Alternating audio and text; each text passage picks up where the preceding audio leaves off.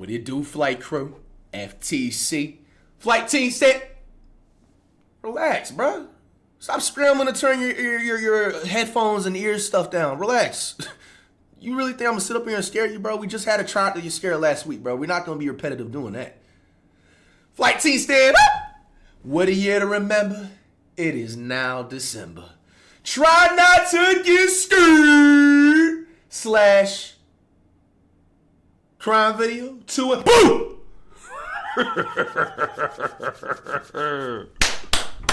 I know I got all y'all niggas, man. I told, bro, low key, you can't say I didn't give y'all a warning the first literal minute of the video. I was literally yapping on purpose to give you a warning, to give you the signal to rush over to your phone, laptop, TV, turn down the volume. You should know the drill right now. Chill and Scare's 5 most disturbing internet rabbit holes. This is probably going to be part 2 because I believe wrong video. Right? Oh, no, that's the right one. Part 2, I'm going to assume because we reacted to something similar like this not long ago. Check it out. Photo. On October 18th, 2025, a UFC Fight Night match between Brendan Allen and Ryanair de Ridder in Vancouver went viral across the internet. But not because of the fight itself. Instead, the moment that caught everyone's attention happened during Brendan's walkout. A small handful of people noticed that as he was making his way to the octagon, a fan flashed his phone to the camera for a split second, showing what looked like a very disturbing image. What a lot of people thought was the picture of a lifeless body lying on the ground. What made this already creepy incident even more disturbing was when the camera moved a bit further and showed the person who was holding the phone. He was wearing a luchador-inspired wrestling mask, likely to hide his identity, all while looking directly at the camera with an unsettling, almost psychotic smile on his face. Yo, close everything in the county, bro, and check this nigga's book bag, bro. Which begs the question, what nigga was got a this mask on like that, smiling, bro? Picture, and why did he show it on live TV to an audience of millions? Weird ass nigga. Reverse image searching the picture on the phone doesn't bring up any similar results, and no one has been able to link it to some movie or TV show either. In other words, the person holding the phone likely took the picture themselves. And judging from what it looks like, the most disturbing explanation that comes to mind is that the man in the luchador mask had killed the person in the photo. The person appeared to have imagine, including black eyes and possibly a bloody mouth. Even if they were alive, they appeared to be in serious danger, possibly after being kidnapped by the perpetrator. What the hell? While this might sound absurd at first, it's definitely a real possibility to consider. There have been countless killers throughout history who craved attention and deliberately left behind clues to become famous. Maybe this particular killer thought showing off their crime on TV was the best way to receive that attention.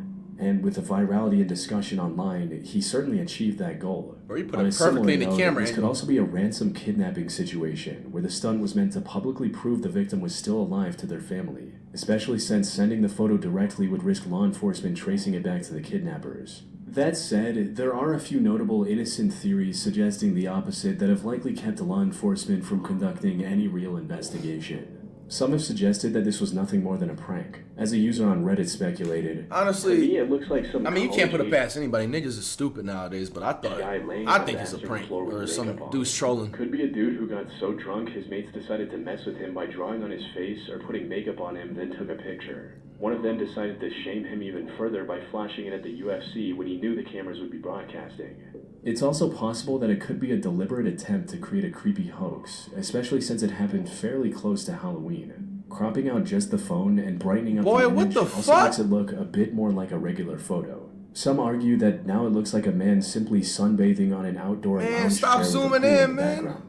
But why would someone be motivated to show something like this if it really was an innocent picture? That don't look like somebody sunbathing, all of these bro. Theories are just guesses, and any number of things could really be going on here, innocent or disturbing. Not broke. Appreciate it, gifted. Never revealed. We will likely never know for sure. Dude in the chat says not scary. Oh, we got a tough guy here, huh? Buried alive in You probably Brazil. peed yourself. In January 2018, a 37-year-old Brazilian woman named Rosângela Almeida was going about her day when she suddenly collapsed out of nowhere. She was rushed to the hospital where doctors found that she had experienced 2 cardiac arrests. She was in critical condition and eventually passed away on January 28 after barely clinging to life for a few days in the ICU. Damn. Her family held a memorial service for her that evening, and she was buried in the Sonora Santana Cemetery near her hometown. Her remains were placed in a wooden casket which was encased in a solid concrete tomb. Losing her at such a young age was devastating for her family, and especially her mother. What none of them knew, however, was that their grief was about to take a dark, tragic turn. You see, a day after her burial, reportedly, people living next to the cemetery started hearing noises from graves. These included the sound of someone banging their hands against a hard surface, as well as a faint scream in some instances. Don't tell me what I think. However, the neighbors initially brushed off the noises as a prank by children, something that apparently happened often enough for them to ignore the noises entirely. But several days passed, and the sounds did not stop. It wasn't until 11 days later that someone realized that the sounds were coming directly from Rosangela's grave. What? The neighbors immediately alerted her family upon making this discovery, fearing that she might have been falsely declared deceased and was still alive when buried. What made the situation even more concerning was the fact that Rosangela had been suffering from fainting spells ever since she was little. The time she spent unconscious had also been increasing over the years. Maybe she was just passed out when the hospital staff incorrectly declared her dead. Family, friends, and neighbors how did that even happen, though? That sounds like a lawsuit. Cemetery and opened her coffin, hoping to save her, with some people recording the whole event. Sadly, Rosangela was showing no signs of life. However, the people who touched her body exclaimed that she was still a bit warm to the touch, implying that she was at least alive up until very recently. Later reports also claimed that the nails in the coffin were looser than they were when she was buried, and that there were injuries on her wrists and blood marks on the inside of the coffin that weren't present before. Even the pieces of cotton placed in her nose and ears were knocked out. Most importantly, witnesses reported that she didn't seem nearly decomposed enough for someone who had died 11 days earlier. After the casket was exhumed, Rosangela was taken back to a nearby hospital where she was pronounced dead for a second time and buried once again. The question everyone had on their mind, however, was whether she was buried alive the first time. Her family, and particularly her mother, believed that was the case. Testimony from other people also seemed to back this conclusion, with one neighbor stating, "There were more than 500 people who came here and packed the cemetery. Everybody went to see. Lots of people touched her foot, and everybody saw that she was still warm. She wasn't cold." Now, there are countless real stories of people tragically getting buried alive by accident, with many eventually passing away in the coffins before they could be rescued. And while the vast majority of these stories are from before we had modern medical tech, errors still do happen to this day. Just a few years ago, a Chinese woman was declared dead and sent to the funeral home before being discovered to be still alive. So What? The idea of the same thing happening to Rosangela was a real possibility, especially when we consider the fainting spells she experienced her whole life. However, despite all the reports and supposed evidence, both the doctors and investigators stayed adamant that she had passed away before her burial. In a statement to the media, the doctor explained that she was already in a serious, irreversible condition when she arrived at the hospital. From there, she was put under an intense level of monitoring to King observe TM all with the vitals raid. closely. So there was no way he could have falsely assumed her to be dead under those conditions. As for the slower decomposition, that was explained by the result of her being on strong antibiotics while she was in the hospital. But these explanations failed to convince Rosangela's mother, who was devastated by the thought of her daughter enduring days of suffering buried in her casket. The case also became major news across Brazil, with many even accusing the police of not doing a proper investigation to protect the hospital and the doctors. So, what really happened? Was Rosangela actually buried alive? From everything I was able to find, it's not likely. For instance, many people reported her body being warm to the touch after opening the casket, suggesting she was alive up until recently. However, even if we assume that she was buried alive, there's no way she would have had enough air in the tomb to stay alive for 11 days straight. Giving it the benefit of the doubt, let's assume there was a hole somewhere in the tomb big enough to let fresh air in. Even then, it's near impossible for her to stay alive without water for long, all while screaming and banging on the coffin. Speaking of which, the investigators also claimed that they didn't. You know what I just thought about? But I don't know, like, safety-wise, because, you know, there could be weirdos out there that could try to, like, pry open a coffin. I was thinking, like, what if, like, they start inventing coffins to avoid situations like that, where they have, like, an emergency pull tab. Like, you know, like, some cars or most cars, or every car should have it, where it's like, let's say you get locked in the trunk or some shit. They got, like, a tag you can pull, and it pulls up. I wonder if they can make some shit like that for coffins, or would that not be a good idea? Like, would it backfire for, like, the weirdos like I was just talking about that like to just go cemetery exploring and try to open up somebody's coffin or some shit? You don't think so? Anyone who personally heard the noises, implying that it was nothing more than a rumor. That said, the details surrounding the case, like the reports of wrist injuries and blood marks, are still a bit murky to reach a solid conclusion. Yeah, that's what I mean, like from the inside, obviously not the outside. Like the outside, they make that shit like some way sealed shut, but the inside has like an emergency tag pool for people like, you know, for this situation. Unknown. The Wikipedia edit. WWE wrestler Chris Benoit was scheduled for a live house show on Saturday, June 23, 2007 in Texas. But hours before the event, the 40-year-old wrestler called management and claimed that he wouldn't be able to make it because both his wife and son were ill with food poisoning. But he didn't show up the next day and wasn't picking up his phone either. After over 24 hours of trying to contact him, the WWE management dialed 911 and requested a wellness check for Chris on Monday, June 25, assuming that maybe he was sick as well and needed help. However, nothing could have prepared the officers that were dispatched to his home for the tragedy they were about to witness. They arrived at his house in Georgia at around 2:30 p.m. and rang the bell. When no one answered, they looked for a way inside and discovered the garage door was wide open. The whole house was eerily silent. The reason for which became apparent when they discovered the remains of Chris, his wife, and his son scattered throughout the house. And as it turned out, the person responsible for this tragedy was Chris himself. He ended the lives of both his wife and son before turning on himself. Why? The question now was why? Why would Chris do such a thing? But before the investigators could answer that question, they received a tip that challenged everything they thought they knew about this case. Chris Benoit was replaced by Johnny Nitro for the ECW Championship match at Vengeance, as Benoit was not there due to personal issues stemming from the death of his wife, Nancy. The thing about Wikipedia is that it's a social collaboration platform where anyone can add new info or make edits. Right. One possible explanation was that Chris, for some reason, made this edit himself. However, the autopsy report revealed that Chris had actually ended everything by Sunday evening, many hours before the edit.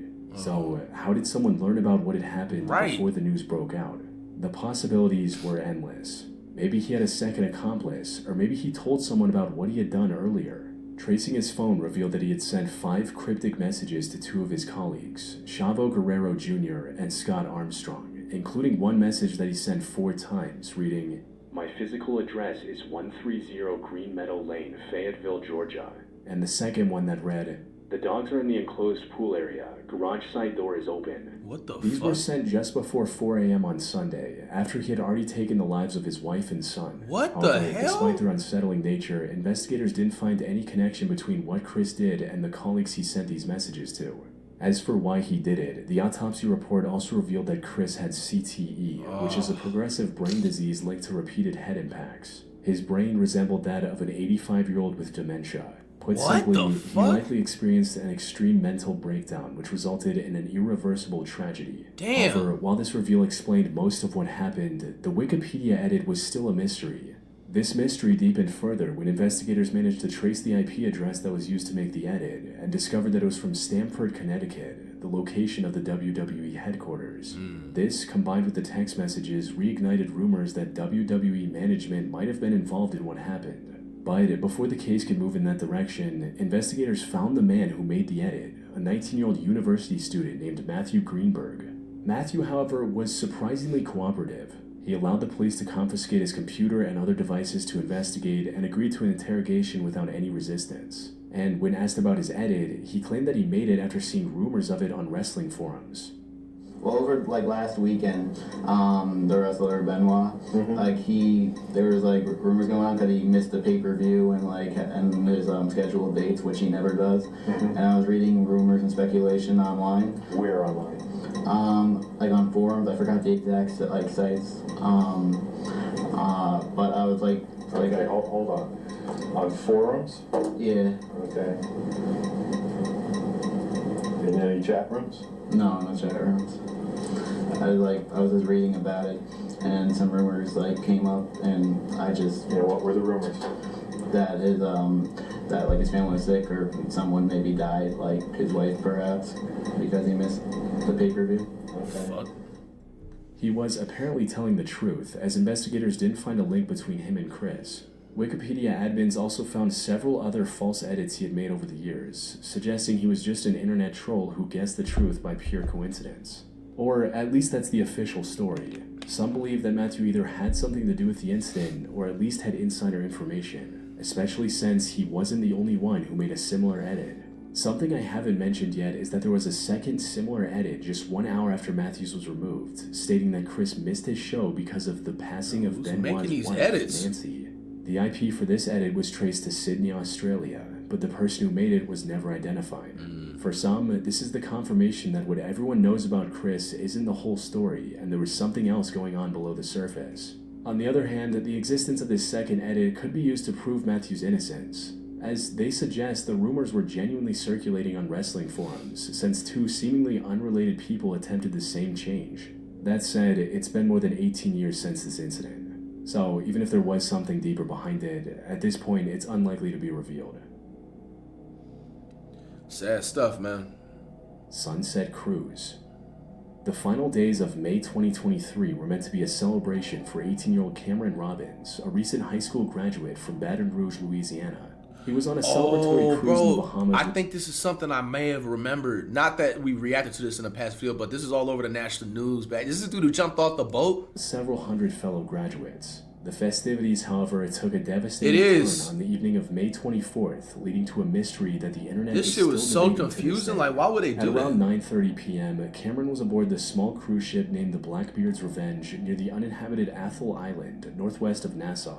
The ship was stocked with alcohol, and since the legal drinking age in the Bahamas is 18, Cameron and his friends were drinking non-stop. But as they were enjoying their time on the cruise, someone reportedly dared Cameron to take and stop. And since the legal drinking age in the Bahamas is 18, Cameron and his friends were drinking non-stop. But as they were enjoying their time on the cruise, someone reportedly dared Cameron to take a leap off the ship into the dark water. Cameron, likely due to heavy intoxication, agreed to the dare instantly and jumped overboard, resulting in one of his friends recording this video using Snapchat. Yeah! This kid jumped off! Man. God. Oh, bye-bye. Oh, that. Bro, and they had the life vest out there. That's crazy because I remember I seen this back in the day, but I didn't know they actually had a life vest. I thought they just couldn't rescue the nigga. This was, unfortunately, the last time any... That's a terrible way to grow out, bro. Imagine you being lit as hell, bro. Then your final seconds is in the water, bro. Shark gets you. Alive. The crew stopped as quickly as it could, and the crew alerted the Coast Guard about Cameron's disappearance. Sad thing is, bro, he's probably blacked out, drunk, bro. You don't even remember it, bro. Woke up not even here on Earth no more. Of a 325 square mile area, Cameron was nowhere to be found. He more than likely passed. Weird ass friends too for laughing too. Jumping overboard. Gotta watch our friends. But even his remains were never discovered, which, considering the extensive search, was very odd. And the reason for it, according to some, is that he was attacked by a shark shortly after his jump. This theory began when someone noticed what looked like a large fish swimming toward Cameron seconds after he landed in the water. Moments later, Cameron could also be seen swimming in the opposite direction while ignoring the life preserver right in front of him, almost as if he saw the shark and was trying to get away from it. That said, the evidence supporting this theory is a bit inconsistent. On the one hand, the shark population in the Bahamas is quite healthy. These cruise ships often throw food waste overboard as well, likely causing the local marine life to associate them with food. So it's possible that a shark was following the ship and immediately swam over to Cameron to investigate as soon as it heard him hit the water. Damn. Additionally, many sharks also hunt at night, making shark attacks on humans much more likely. That shit's scary, bro. That ocean is dark as hell. It doesn't outright prove it, especially when the evidence indicating the opposite is just as strong. For starters, the phone video that started this theory is extremely low resolution and blurry. What people interpret as a shark could very well be just a wave reflecting the ship's light. Cameron swimming away from the life preserver can also be explained by him being intoxicated and getting disoriented after hitting the water. Most importantly, while the Bahamas has plenty of sharks, their numbers around Athol Island specifically are extremely low, making the chances of Cameron being attacked by one even lower. A more straightforward explanation. I mean, bro, it's either he got ate by a shark, like everything, or I feel like the other option is he could have just been drifted out into the ocean where they wasn't able to find him. The effect of exhaustion and environmental factors. Even in the warm climate of the Bahamas, prolonged exposure to water at night can quickly lead to hypothermia. The average sea temperature around the Bahamas in late May is certainly survivable for a short time, but the physical stress of jumping from a significant height, coupled with the immediate panic and exertion of swimming in the dark, open sea, would rapidly diminish a person's physical and mental capacity. Cameron was also seen swimming initially, but his direction appeared erratic. Even a strong swimmer can quickly become disoriented and exhausted when facing strong currents, and the immediate onset of psychological terror of being alone in the vast ocean darkness.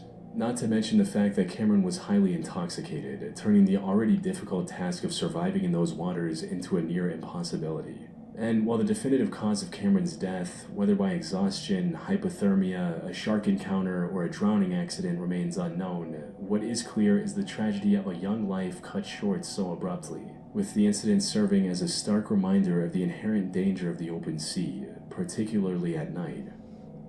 Wow, man. Sad shit, man.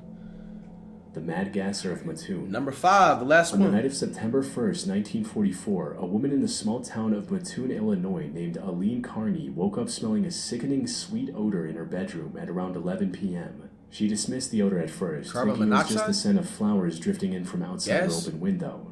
But the sweetness soon became suffocatingly intense. She tried to get out of bed to investigate, but collapsed to the floor as soon as she stood up. That's when she realized she had no feeling in her arms or legs. The odor was also starting to cause a burning sensation on her lips and throat, making it difficult to even breathe. Seconds later, she also heard her daughter crying on the bed, asking why she couldn't move her arms or legs.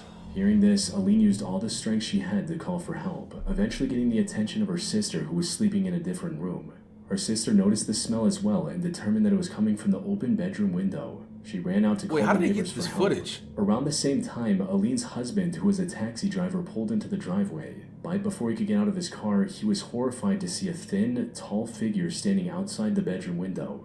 It was dressed in all black. with What what the looked like a fuck? gas mask. Oh, hell nah! Get the shotgun, nigga! Yo, y'all niggas gotta stay protected. What the fuck? Hell nah, nigga! What is this?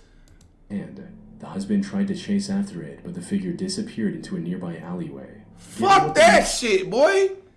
Nigga coming up with a gas mask in somebody's crib. What y'all doing, bro? A nigga pull up to your crib like these, bro. Clearly trying to poison everybody in that bit.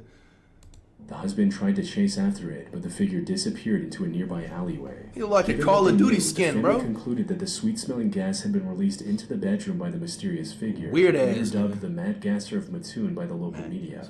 Aline and her daughter were able to recover without any permanent damage to their bodies. However, the attack on their home became the template for numerous similar incidents over the next 2 weeks.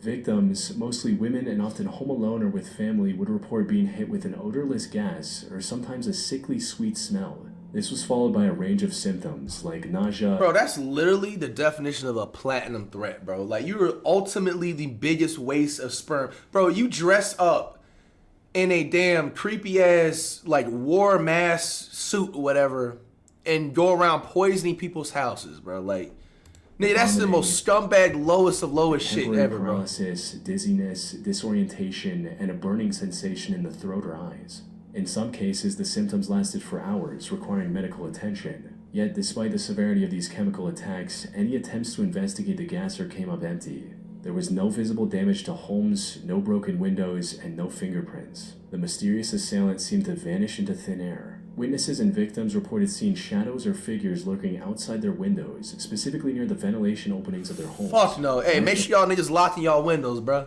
They said they didn't even catch the dude. That nigga probably made kids and shit like that and doing weird shit like this never still. found any evidence of it. The sheer volume of attacks, with at least 29 officially reported incidents in a very short span, combined with the inability of law enforcement to find any evidence, created an atmosphere of absolute terror. It reached a point where some citizens took it upon themselves to patrol the streets with firearms. People were sleeping in shifts, guarding their homes and neighbors.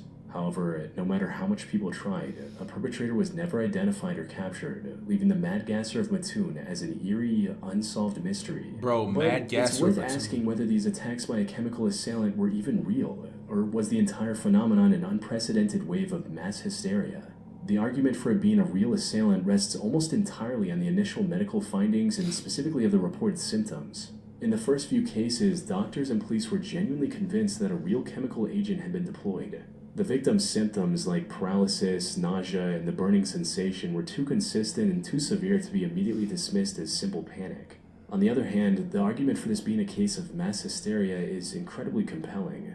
It's also the theory favored by many criminologists and psychologists who have reviewed the case since. As the theory goes, while it's possible that the few initial incidents might have involved a real criminal, the vast majority of the 29 reported attacks were likely the result of psychological contagion. The terror of a mysterious, invisible attacker, amplified by continuous sensational newspaper coverage, made people hypersensitive to any strange smell or discomfort.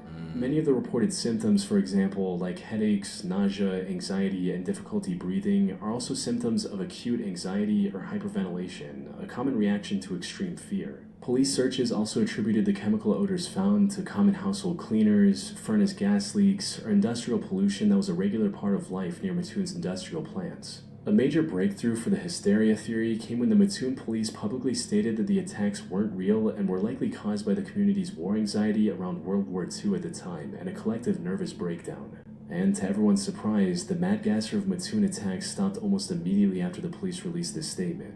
Ultimately, the case is left suspended. That seems sketchy as fuck, bro. I mean, the fact that they even was able to get like a proper sketch of what the gas person looked like, bro, there's just no way it could be fake. Like, you can't just make that, especially this is, what, the 1895, the 1910s? Between a real Who's gonna just lie about and a that? genuine mass panic. There is a possibility that the story began with one or two initial genuine attacks using a non-lethal irritant, which then acted as the trigger for a widespread case of what is medically known as mass psychogenic illness, where symptoms and fear spread rapidly throughout a community without an identifiable... The only thing else I'm thinking too, it could have been a motherfucking, if they was living near one, like a solar leak or some shit like that. Like, cause. But if they had that invented during that time. we will likely never know. All right, chillin' scares. Another one in the bag.